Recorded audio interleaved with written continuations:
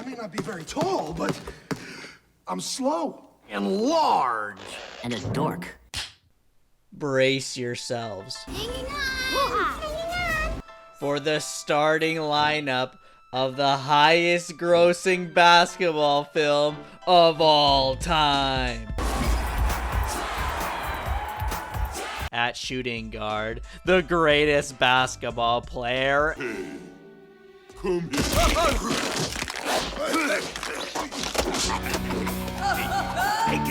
At point guard, the greatest cartoon character. Thank you! Thank you! Very funny. Let's all laugh at the duck. At center, the greatest soundtrack. I believe I can fly. At small forward, former NBA stars.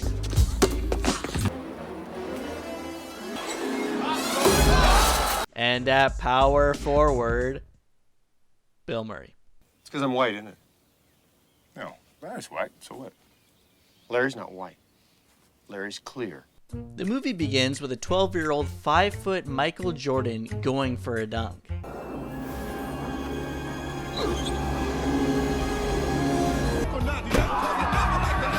Followed by the most hyped opening title sequence featuring a montage of Mike's basketball career. Come on and slam, and welcome to the jam. Come on and slam, if you wanna jam. The rest of the film takes place after his first retirement, when he transitions into minor league baseball. I'd say the most realistic part is that everybody admires Mike, even if he is less skilled. Curveball, don't swing. Don't swing. That was a strikeout, Mike? That was a good-looking strikeout. I mean, you look good when you strike out, man. When I strike out, man, it looks nasty, man. We are also introduced to the film's MVP. I'm stiff. Somewhere between the moon and Mars is an amusement park planet, yet somehow called Moron Mountain, a place that can only be described as Satan's Six Flags. The owner, Danny DeVito, is advised by 2-foot-tall aliens. We need new attractions. Right? New ones. Uh-huh. Get it? Big shiny new things. Yeah. Absolutely, sir. They decide to kidnap the Looney Tunes in hopes to bring more attraction to the park. The Tunes aren't for being entertainment slaves, so they come up with an ingenious plan. Tiny little guys. I can't jump high. We challenge you to a basketball game. Little did they know, the aliens unexplainably have the ability to turn to a pink virus that allows them to steal the talent from 5 NBA players.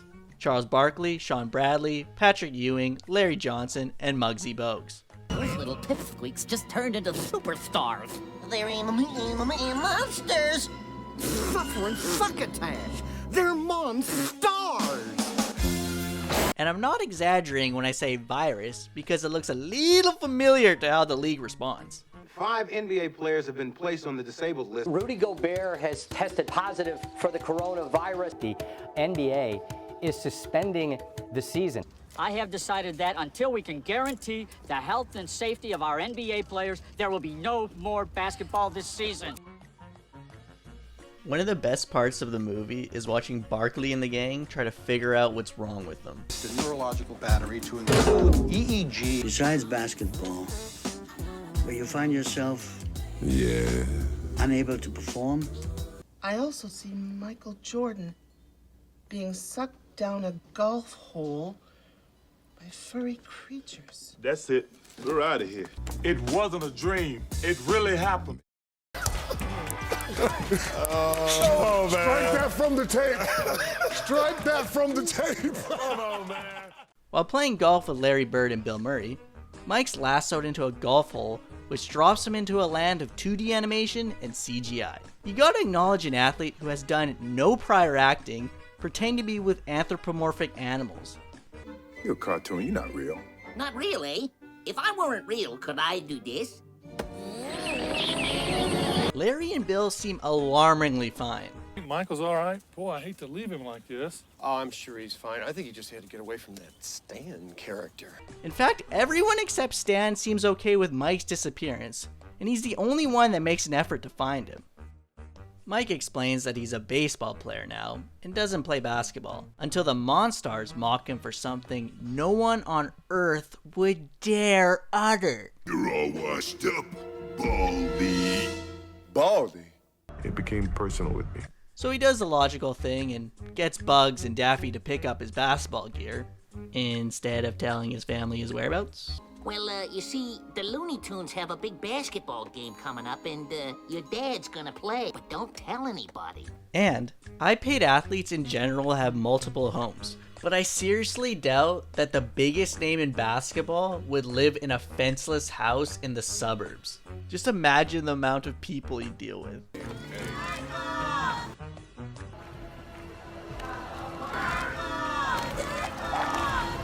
Coming over the top!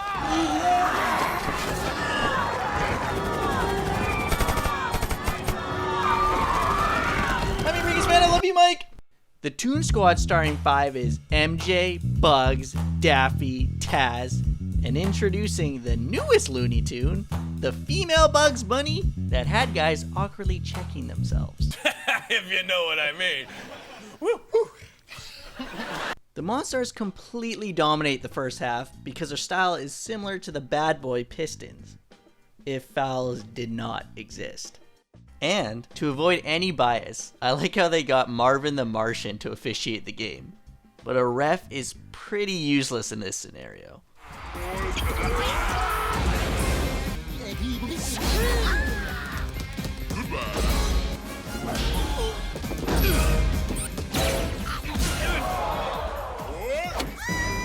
You know what the most unrealistic part about this movie is?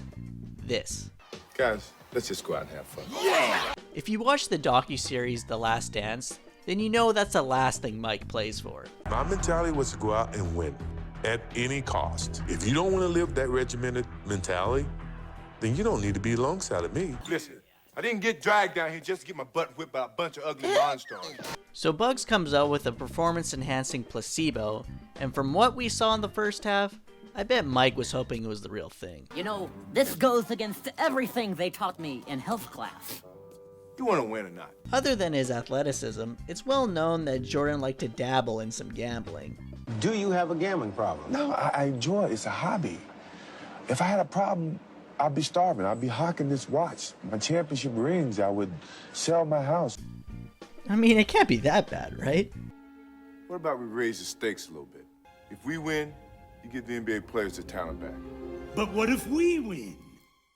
You get me. I enjoy it. It's a hobby. And the rest of the game goes full Looney Tunes.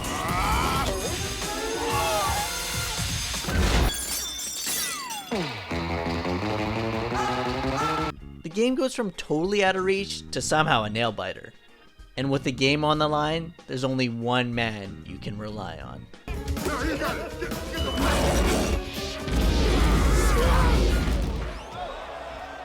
And when that guy's out, there's another man you can rely on. Bill Murray's cameo definitely steals the show, which is something he's accustomed to. Leading up to this heroic appearance, Bill Murray's arc is so weird. The NBA has to face reality. What's happening to these players is serious. They're going to need new players with talent, guys who are skilled but never really thought about a professional career before. You think I got a shot? With 10 seconds left, with lives at stake, Bill comes up with the perfect play. You kick it into the girl bunny, down in the post. You dish it back out to the guy bunny. Got you it. swing it around the mic over here.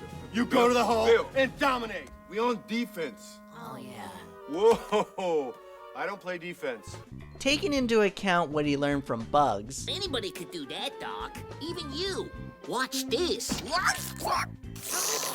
he performs the most epic and quite unsettling buzzer beater ever witnessed.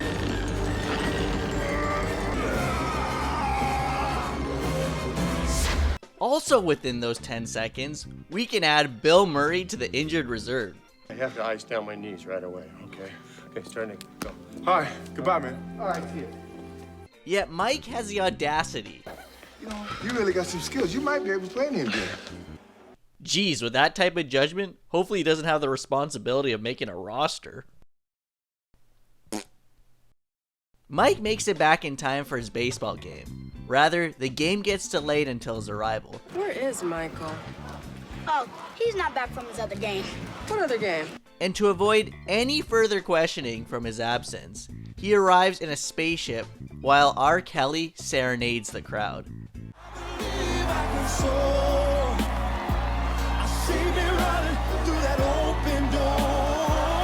Why? Because he's Michael Jordan.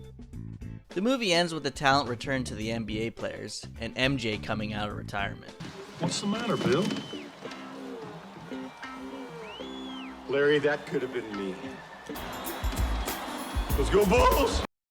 Michael Jeffrey Jordan may have a career filled with endless achievements like 6 championships, 6 finals MVPs, 5 regular season MVPs, 10 scoring titles, 10-time All-NBA First Team, 9-time All-Defensive First Team, 14-time All-Star, 3 All-Star Game MVPs, 2 Slam Dunk titles, 2 Olympic gold medals, Defensive Player of the Year, Rookie of the Year, and 1 Hitler stash.